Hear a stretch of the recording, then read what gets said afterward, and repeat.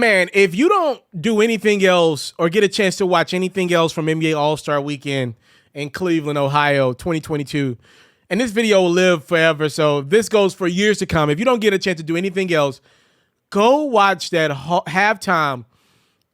Just beautiful display. I love how the NBA honors their previous stars, their greatest players of all time. I love what the NBA does. Adam Silver, David Stern did a great job as well. The NBA does a great job of honoring their own. And that halftime tribute to the top NBA 75 players of all time, I was too young to see the last one, right? I don't remember the last one when they did it 25 years ago. Ironically, I believe it was in Cleveland as well. So for this one, oh, man, I was just able to soak it in. Some of the people that helped raise me, right? I'm motivated by Kobe Bryant. Obviously, I know the late, great Mamba wasn't there, but, you know, Kobe was a guy that inspired me. Dwayne Wade's run in that 06 finals was a really big moment for me. You know, I just seen him saying, I'm not going to give up. You know, great players. Kevin Garnett's never give up mentality. So many great players over the years that I could name that were present and honored as the game's greatest players, including, obviously, Michael Jordan making an appearance, doesn't hurt anything. Anywho, a lot of conversation online was about the guys that did not make the team, did not make the NBA 75s list. And I love Clutch Point. I use a lot of their thumbnails for my videos here. They compiled a list of the top players that did not make this. There's about 10 to 15 guys here, and I'm going to put it on the screen. Y'all let me know what y'all think about some of the people that were not named on the NBA top 75 list. We'll go through them here as a family, and you can give your perspective in the comment section what you think about some of these guys that were quote-unquote snubs from the NBA 75 list. How about Pau Gasol? I thought Pau Gasol should have been on the list, but when you look at what he was competing against, it's pretty much Pau Gasol against Carmelo Anthony, Dwight Howard, who we're going to talk about in a second. Dame Lillard made the list.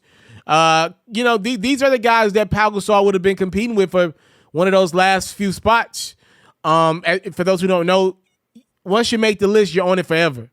So obviously Pau Gasol is better than a lot of the guys that was on the list from the 70s. But once you make the list, you're on it forever. Dwight Howard didn't make the list. Now, I actually think Dwight Howard should have made the list. He's the one that I'm willing to say I thought Dwight Howard should have been on the list. Chris Bosh didn't make the list. And we know, look, for those who don't know, this is a career conversation, not a talent conversation. Tony Parker had a good he had a good one. I don't know if I would have put Tony Parker on the list, but he had a strong case. Vince Carter, for me, no. Highs were highs, but lows were lows. Was a role player just as long as he was a star in this league. Alex English, no. Bernard King, really good few seasons, but not to no. I'm fine with him.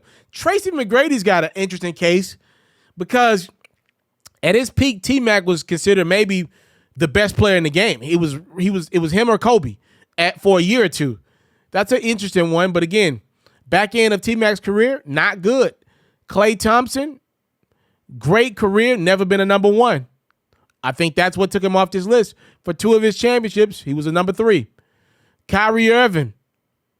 Man, Kyrie was the one that was getting the most fodder online. Look, Kyrie Irving is a top 30 talent all time I've ever seen. He's not had a top 75 career, period. Draymond Green.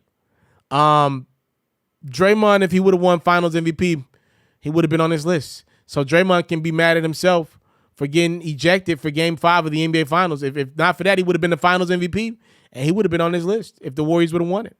Paul George, no, I don't have PG on this list. When I think about the game story, I could tell it without Paul George. Manu Ginobili's got an interesting case.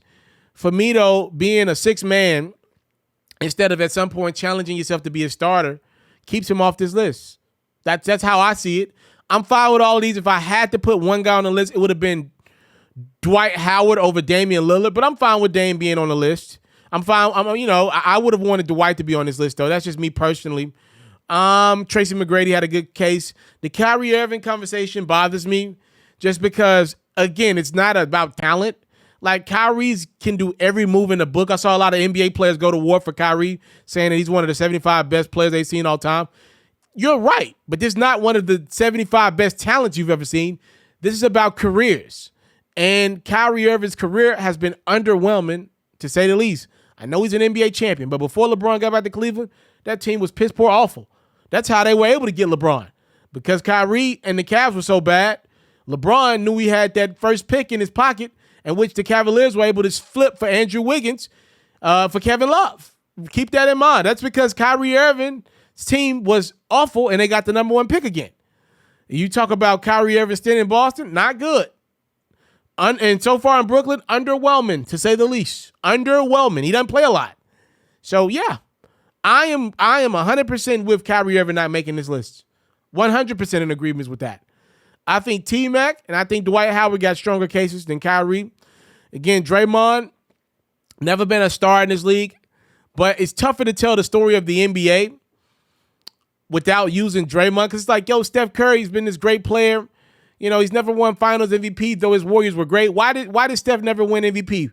Well, one of the reasons why is because from a playmaking standpoint, Steph's not the lead guy. It's been Draymond. So it's tougher to tell the story of the NBA without Draymond Green.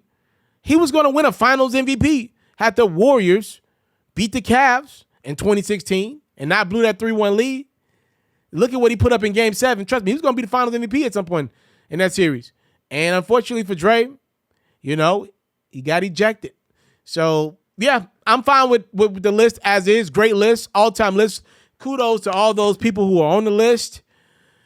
That's the people that didn't make it. And, you know, look, there's always going to be woulda, coulda, shouldas. Let me know what you think about the list, who you would have had on it from the list that Clutch Points provided in this comment section. Tell me what you think about the NBA's top 75 of all time.